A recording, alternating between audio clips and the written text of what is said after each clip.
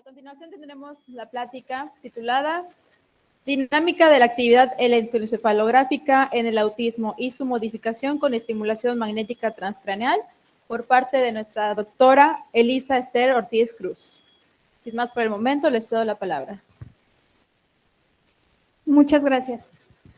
Pues me voy a quedar aquí abajo, porque creo que sí todos me ven, ¿verdad? Muy bien. Pues gracias por la invitación, buenas tardes, gracias también por quedarse aquí en este horario.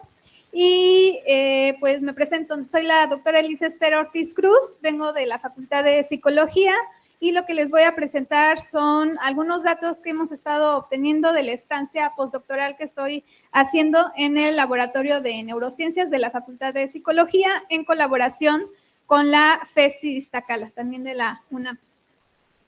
Y bueno, la plática que tuvimos hace un momento va a servir mucho para aterrizar los temas que vamos a estar tratando el día de hoy. Entonces, la plática se titula Dinámica de la actividad electroencefalográfica en el autismo y su modificación con estimulación magnética transcraneal.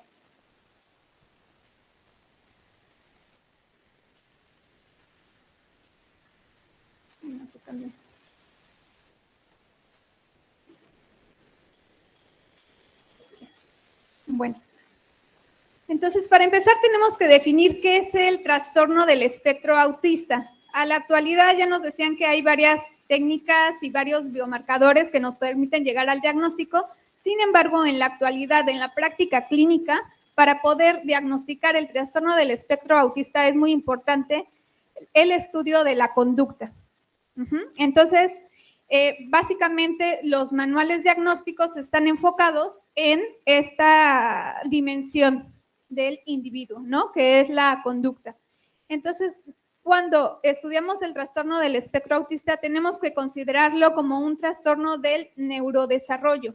Esto quiere decir que es una condición con la que se nace, y que a partir de esta información, ¿no? Que ya de manera, digamos, genética está predeterminada y la interacción con factores ambientales, va a afectar el curso del desarrollo cerebral y entonces se va a expresar a manera conductual en dos características importantes. También quisiera resaltar que el autismo, por eso se le llama así trastorno del espectro autista, porque tiene una amplia variabilidad en cómo es que se va a presentar la conducta, ¿no? Es un trastorno con una amplia heterogeneidad en el fenotipo conductual.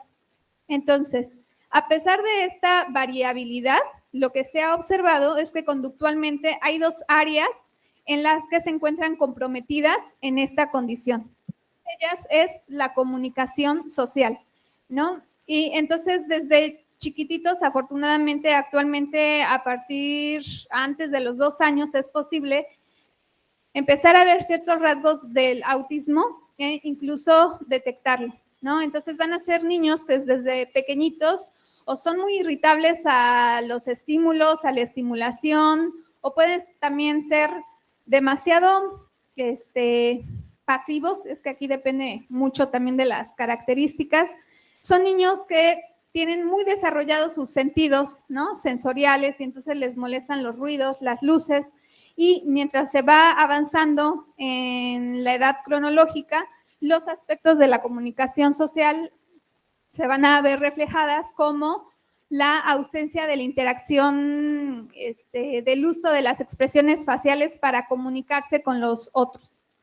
Otras de las características y síntomas nucleares que se ha descrito es la conducta repetitiva y restringida, ¿no? Son personas que necesitan tener digamos, el mundo en el que se desarrolla ser predecible, porque cualquier cambio que ocurra en ese ambiente les puede traer alteraciones a nivel, pues, emocional y se va a desestructurar su comportamiento.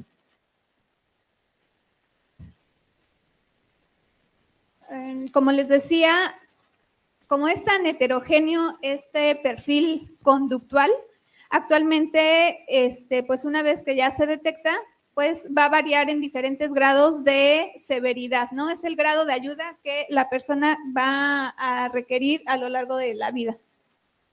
El autismo también puede acompañarse de otros trastornos del neurodesarrollo, o sea, puede, además de tener el autismo, presentar trastornos de lenguaje o bien alguna deficiencia intelectual. Sin embargo, no es en todos los casos, ¿no? También el 70% de la población que presenta esta condición va a tener asociada alguna otra comorbilidad, ¿no? De condición psiquiátrica o del neurodesarrollo, como pues puede ser la discapacidad intelectual, los trastornos del lenguaje, el TDAH, ¿no? El trastorno por déficit de atención e hiperactividad, trastornos del aprendizaje, y en los grupos mayores, o sea, conforme van creciendo, se van a ver algunos trastornos como la ansiedad, la depresión, los trastornos obsesivos compulsivos. Bueno, por otra parte también se ha estudiado otra dimensión, que es el cómo el cerebro o el individuo está adquiriendo la información del medio ambiente y la está procesando, ¿no? ¿Cómo es que procesa la información ese cerebro? Entonces, una primera aproximación, pues se ha hecho a partir del estudio del coeficiente intelectual.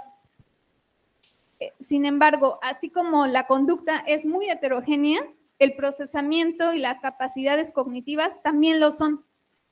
No tenemos un prototipo específico de cómo es que se ve el autismo y se presenta el autismo, sino es muy variable.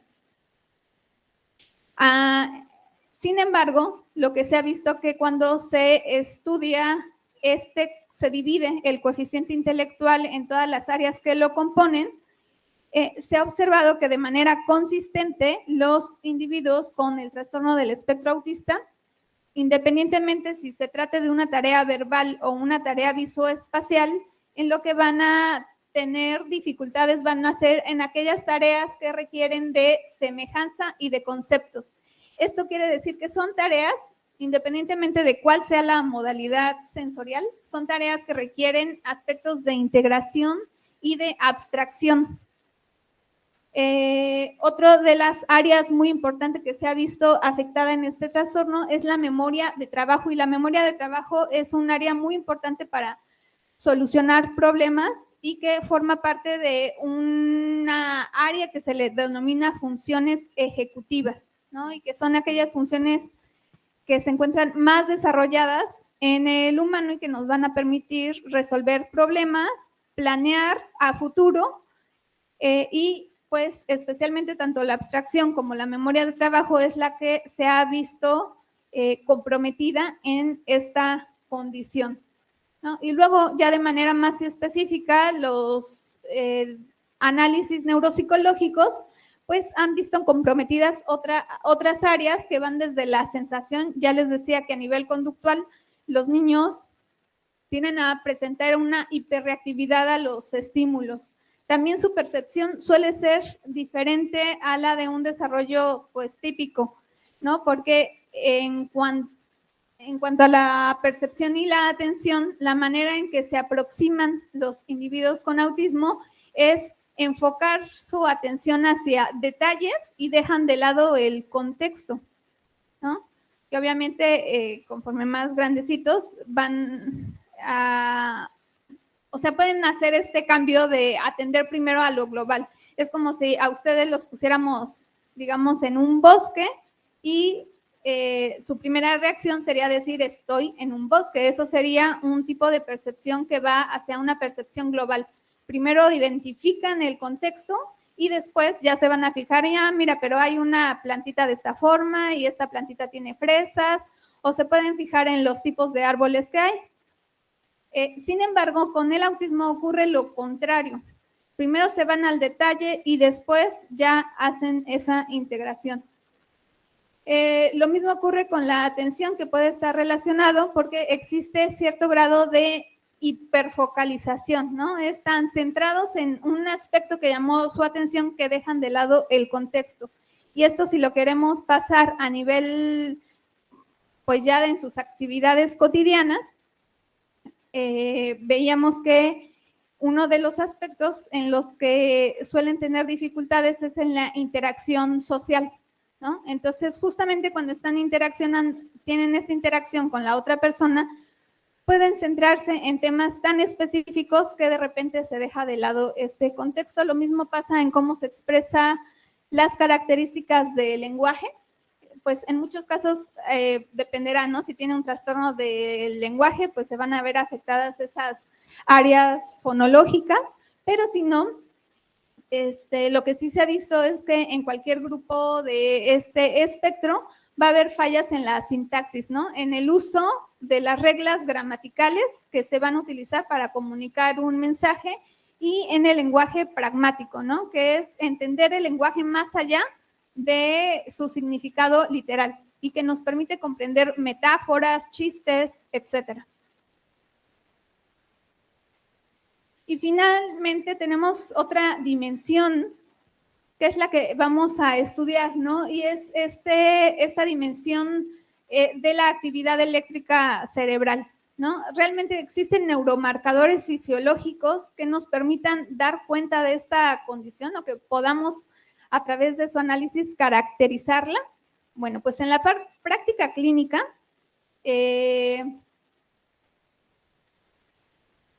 aún no hay, o sea, marcadores visuales que el neurofisiólogo pueda detectar y entonces ver un electro y decir, este electro pertenece a una persona con autismo, a una persona con depresión, ¿no? Las investigaciones actuales del análisis cuantitativo sí han ayudado a empezar a caracterizar las muestras de las patologías clínicas. Sin embargo, al ojo humano todavía no nos es posible desentrañar, ¿no? ¿Qué es lo que significa esta actividad? Que bueno, en estados típicos de desarrollo típico, sí, a nivel así, el cómo lo observamos, sí podemos,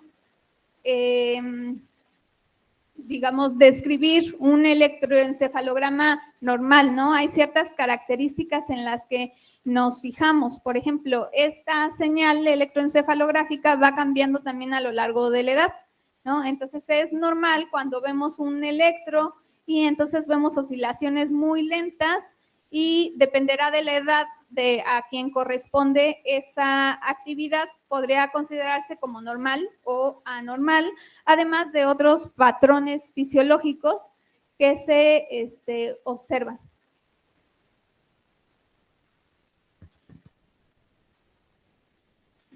En el autismo lo que se ha observado es que en este grupo clínico hay una gran proporción de niños que presentan epilepsia o que tienen el riesgo de presentar y desarrollar la epilepsia, ¿no? Y esto se debe a que pues un cerebro que está inmaduro sí tiende a tener los sistemas de regulación desbalanceados.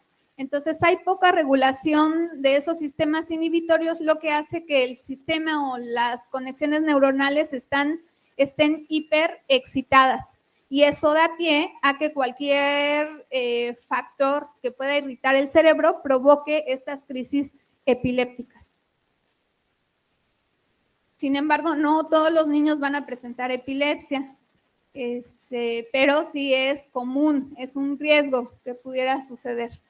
También lo que se ha visto en el autismo, sobre todo durante las primeras etapas de vida, ¿no? O sea, desde chiquitos hasta antes de la adolescencia, es que los niños con autismo, cuando se analiza, ¿no? A través de los análisis espectrales, es que tienden a mostrar una mayor cantidad de oscilaciones lentas, ¿no? Y que estas oscilaciones lentas, pues si las observamos en las edades de 5 años, 10 años, se supondría no deberían estar o sí presentarse, pero en menor grado. Pero lo que vemos es que cuando se compara con grupos, los grupos normotípicos contra los de autismo, pues estos tienden a presentar una mayor oscilaciones lentas. Y bueno, a nivel de los marcadores de la química cerebral, también se habla de este desbalance entre los neurotransmisores de glutamato y GABA, en el que hay una menor cantidad o concentración de neurotransmisores de GABA que están asociados con los procesos inhibitorios y que eso podría dar cuenta de esta excitabilidad cortical. Entonces, una manera de modular justamente esta actividad, esta excitabilidad cortical, se ha hecho con la estimulación magnética transcraneal, que es una técnica, como ya nos decían, no invasiva, que es neuromoduladora y que no se contrapone de ninguna manera con los tratamientos farmacológicos o las terapias cognitivo-conductuales que se lo pudieran dar al individuo. Y que la estimulación magnética transcraneal genera pulsos magnéticos y los ofrece sobre el cráneo, y dependiendo el protocolo de estimulación, es decir, la frecuencia, la cantidad de pulsos que se dan, es que va a producir o tener un efecto excitatorio o inhibitorio sobre la excitabilidad cortical. Entonces, esta es una bobina que es la que ofrece esos pulsos magnéticos. Dependiendo también del tipo de bobina, es que vamos a tener diferentes características de la estimulación, ¿no? Esta bobina en forma de 8 es una bobina que es más específica, digamos, el pulso se da en la zona más específica, aunque se da de manera superficial. Otras bobinas, por ejemplo, la bobina en forma de cono, también va a ser específica, pero su estimulación va a ser más profunda. Habrá otras bobinas que son, pues, como donas. Este tipo de bobinas, su estimulación también va a ser superficial, pero su actividad va a ser más amplia. Su efecto es en zonas más amplias. Actualmente la estimulación magnética transcraneal ha sido aprobada, ¿no?, por la FDA para ciertos tratamientos como la depresión, el trastorno obsesivo compulsivo, no siendo así para el autismo.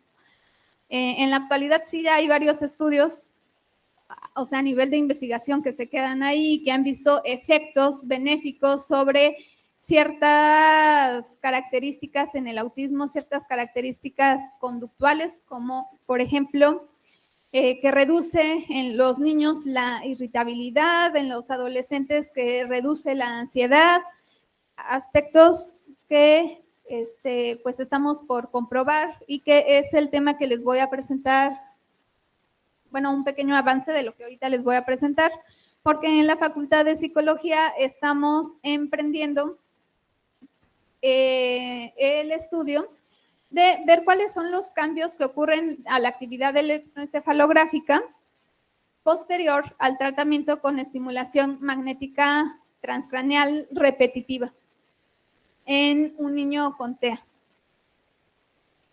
Bueno, entonces la metodología es que esta intervención se aplicó a un niño varón de 11 años con diagnóstico de trastorno del espectro autista que no tenía ningún, más bien su coeficiente intelectual estaba dentro de lo que se espera, ¿no?, para la población, y que no tenía antecedentes de epilepsia. Esto que les muestro acá es las etapas del procedimiento que se siguió, porque antes de iniciar el tratamiento tuvimos que evaluar cuáles sus niveles base, es decir, cómo iniciaba. Entonces evaluamos las 3 dimensiones. La conducta, que la evaluábamos a través de inventarios que contestaban los padres y que evaluaban aspectos de la irritabilidad, del aislamiento social, de la hiperactividad. También evaluamos aspectos de la cognición, específicamente en las funciones ejecutivas y realizamos un registro electroencefalográfico en reposo.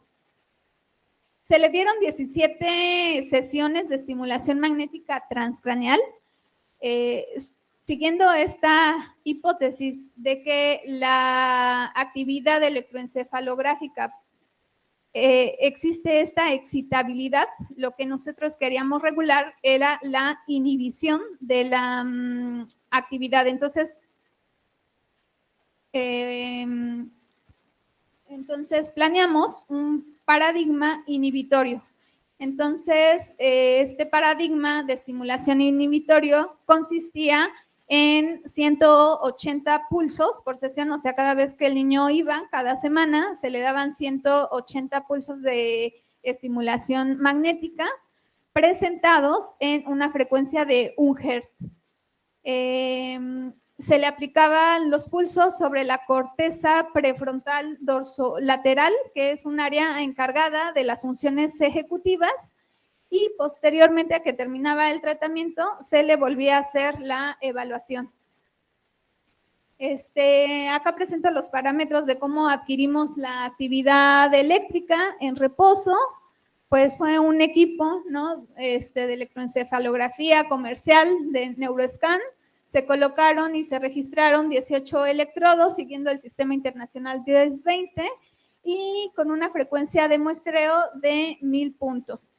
El filtro pasabanda de 0 a 100 y lo que se analizó fueron segmentos, tanto para el pre como el post tratamiento, una ventana de 60 segundos. Y se analizó la frecuencia espectral de pues de la actividad cerebral, ¿no? Dividida en las bandas delta, teta, alfa, beta. Bueno, lo que encontramos fue que, bueno, aplicamos un algoritmo, ¿no? Que se desarrolló en MATLAB para que hiciera los análisis con la transformada de Fourier para cada una de estas bandas, para rangos específicos de frecuencia. Acá les presento de manera, pues ya la síntesis de lo que se obtuvo para cada una de las bandas en la condición tanto pre como post tratamiento. Lo que observamos es que antes de que iniciara el tratamiento, se ve claramente cómo la contribución de oscilaciones lentas, tanto delta como teta, son las que superan a las otras frecuencias. Es algo que pues ya les había descrito y que se reporta en la literatura. Este desbalance, ¿no? De actividad lenta versus la actividad rápida. Lo que pasa después de la estimulación de las 17 semanas es que la contribución de las ondas lentas baja, pero además hay un balance, o sea, ya no están tan desbalanceadas, presentan prácticamente la misma contribución todas las bandas. Y bueno, también hicimos análisis espectrales para cada una de estas bandas y poderlas visualizar cómo es que se presentan en los mapas topográficos, ¿no? Entonces acá les presento la distribución de las actividades delta y teta, aquellas frecuencias que se vieron modificadas, ¿no? Con la estimulación. Y bueno, a nivel descriptivo, lo que podría decir y lo que nos llamó la atención es que especialmente esta frecuencia, la frecuencia teta que va entre los 4 a 7 Hz, es la que pudiera estar asociada justamente con las zonas en las que el individuo recibió la estimulación magnética. Sin embargo, también se observan otros electrodos posteriores que pues se vieron modificados y disminuyeron su, pues la potencia, ¿no? Después de la estimulación.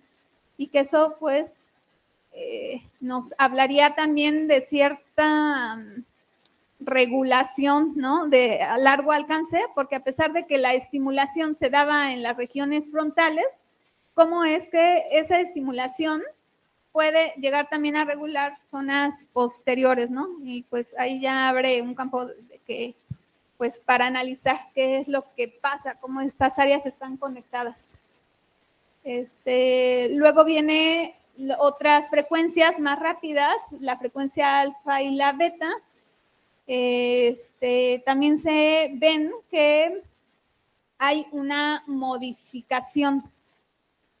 Digamos, en alfa suele haber una modulación, o sea, esta topografía es más usual observarla en condiciones normales cuando la persona pues está en reposo, ¿no? Hay un gradiente de esta frecuencia que va de regiones posteriores y se concentra en las regiones anteriores, cosa que no veíamos antes del tratamiento.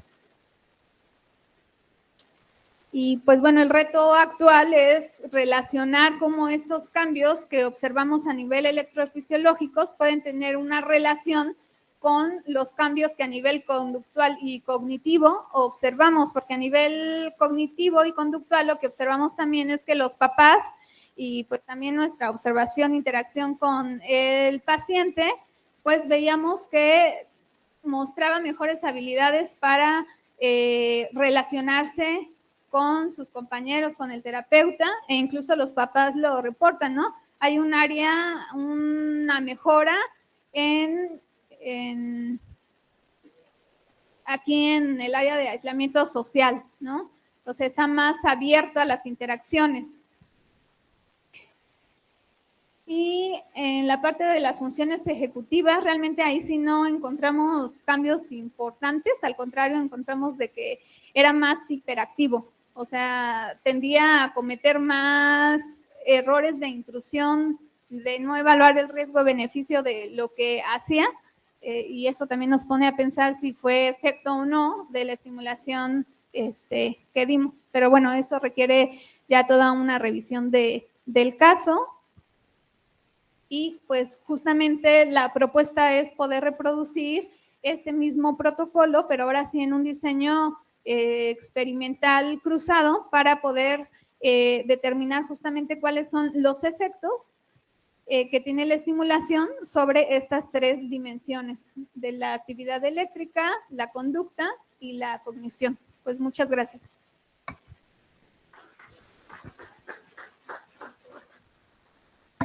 Agradecemos a la doctora Elisa.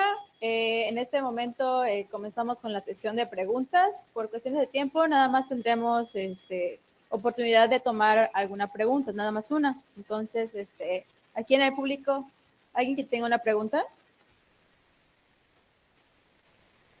Ok, si no hay ninguna, doctora, me gustaría hacerle una pregunta. ¿Cómo se espera que un paciente con epilepsia responda al ser sometido a la estimulación magnética transcraneal? Es una pregunta muy interesante. De hecho,